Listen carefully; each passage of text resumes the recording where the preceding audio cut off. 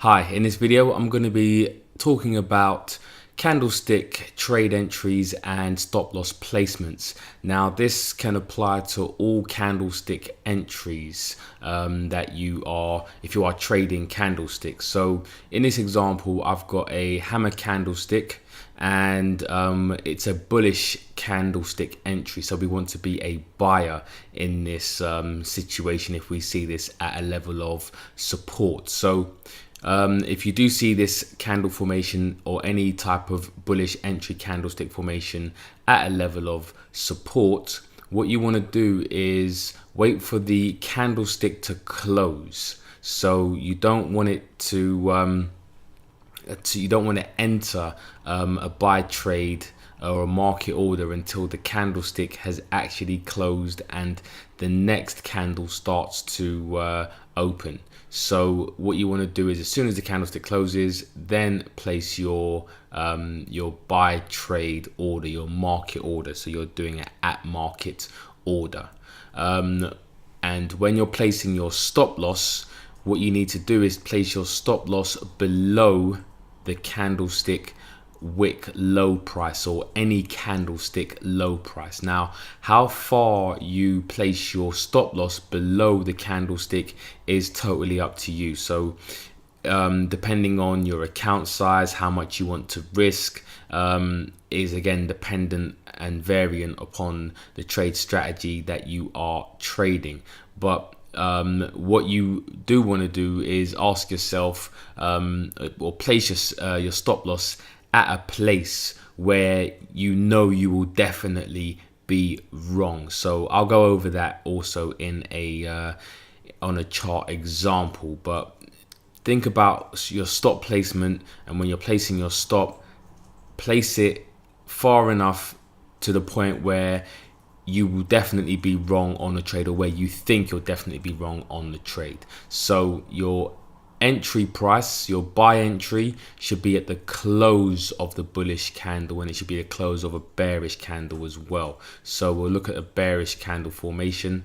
So in this situation, we've got an inverted hammer candlestick, and the close price is here.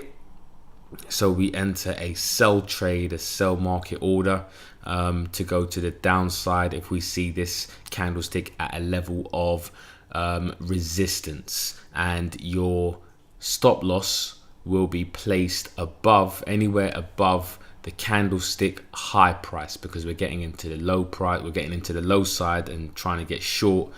So we're hoping that the market goes down, and our stop loss, so where we're wrong, if prices actually reverse on us, we want to be out of the trade anywhere above this candlestick price. So we'll go to the charts and see some examples in action.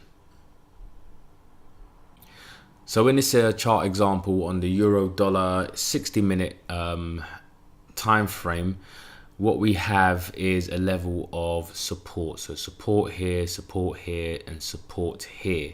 And then we have prices come down, and we have an engulfing candlestick right here. So when we're getting in live, what we would want to do is we would want to see prices close first. So this is just a risk reward tool that you can use on trading view, but it's just to illustrate a point of where you would want to enter. So if we zoom in a bit more, so your entry would be here. So you would place a buy trade as soon as the candle closes, and you'd work out your risk, calculate your risk, and place your stop loss anywhere below the low price of your candlestick wick. Now, let's say, for example, the candlestick wick is not the lowest point, and another candlestick wick around here may be lower than your entry candle. Then you might want to think about placing your stop loss below the absolute low price that price is actually made. So I'll see if I can find an example of that, but for now what you would do is place your stop loss anywhere below the low, where you think if price was to now reverse and go past this point, that you definitely want to be out of the trade. And there's your risk, and then you would work out your reward and see how far price actually moves. But let me see if I can find an example of where maybe the low price was previous and not the actual candle.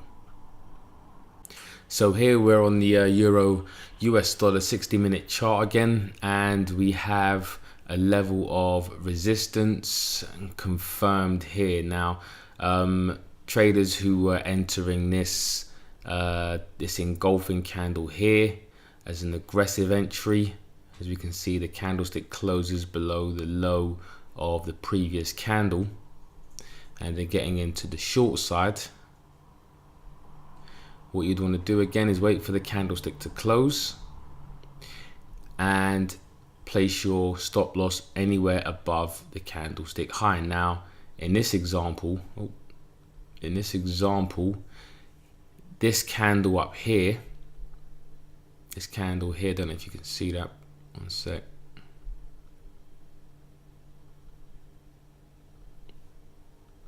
So that candle there was actually the absolute high price, and you can see the candle here on our entry is around here. So what you want to do is obviously don't put your stop loss right at the high.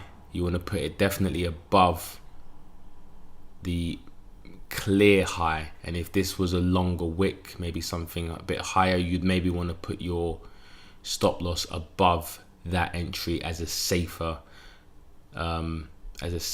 place to put your stop loss.